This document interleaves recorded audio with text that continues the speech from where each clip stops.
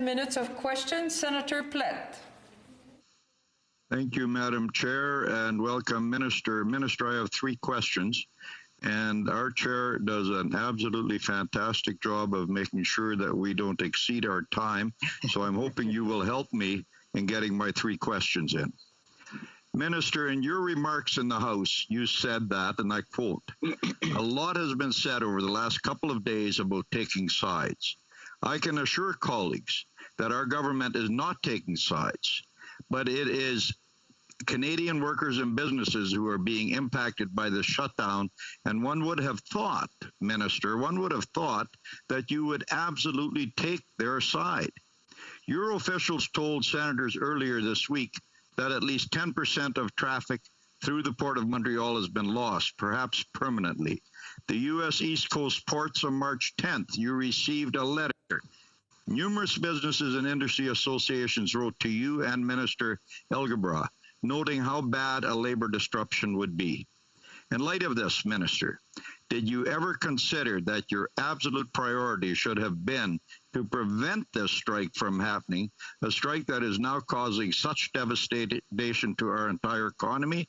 And did it occur to you that protecting the Canadian economy was your most important job, and that you were not just a bystander in this? Well, thank you, Senator Platt, and thank you for that important question. I'd say that I will reaffirm that it's not about taking sides. This is about providing the parties with an opportunity to continue negotiations. We know that the best agreements are made at the table, and so we have provided extensive support in that regard. There were two mediators appointed. That started on October 11th, 2018. And those mediators have been there every step of the way. So it started with the conciliation officer and then transitioned to the mediators.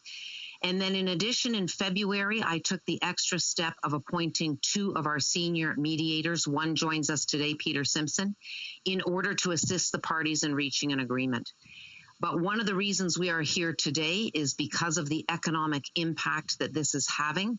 And so that brings us to the reason why this legislation has been brought forward. And I'm trying to honor your right to ask two more questions, so I'll end there. Well, actually, Minister, you in your answer already answered at least half of my second question. So let me just ask you, in reference to the mediation that you said has been ongoing, and I had 2.5 years, and I think you maybe said 3 years. Why did none of these efforts produce satisfactory results? And when, Minister, were you first made aware that these discussions were having serious difficulties? You're on mute, Minister. Yeah. Thank you, Senator. You think after this much time we would figure out, but it still happens. So I would say in response that, look, we've been monitoring this situation every step of the way. Since I've been appointed as Minister of Labour, I have been monitoring the case at the port. The negotiations, the mediators are there to support negotiations and have been there. It is, in fact, 2.5 years, over 100 mediated sessions. I do have Peter Simpson with me here today that can talk about the details of that mediation process. He was one of the two senior level mediators that were appointed, but we really wanted to give the parties the support that they needed in order for them to reach an agreement at the table, and that's what we did. Let me ask my next question, and then if I have not gone over my 10 minutes, I would be happy to have your official just talk a little bit about that mediation if there's any time. But this strike is truly having terrible repercussions, and you are well aware of that. And I believe they could have been avoided had the government intervened earlier. The Prime Minister, as I have asked in the two previous witnesses, the Prime Minister represents a riding in Montreal. And in my opinion, he could have and should have been involved. Minister, at what point did you first brief the Prime Minister on this file? On how many occasions over the past year have you briefed him directly? And what did the Prime Minister say or do following these briefings? So thanks, Senator, for that question. I want to say that with respect to the engagement that we have had, the mediators have been at the table the entire time.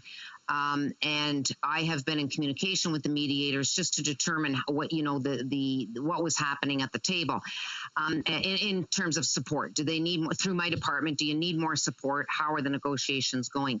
In addition to that, in addition to the mediators, we have also reached out to the parties and had a number of conversations with the parties, driving home the message to say, listen, we know that the best deals are made at the table. We want to provide you with the support that you need, but please come to an agreement.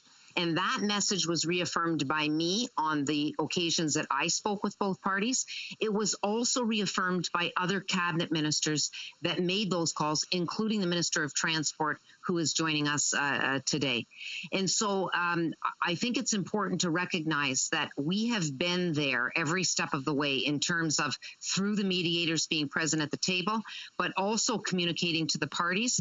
And when in the two senior level mediators, I wrote both parties outlining that I was appointing the mediators, but reiterating the need for the parties to come to an agreement at the table and that we wanted to support them every step of the way in order to do that. Of course, that didn't really touch on my questions, but contrary to the other witnesses, they prefaced their answers by saying we're not political. You at least didn't do that, giving me a bit of a political answer on the last one. But I appreciate, Minister, and I'm sure the chair was trying to tell me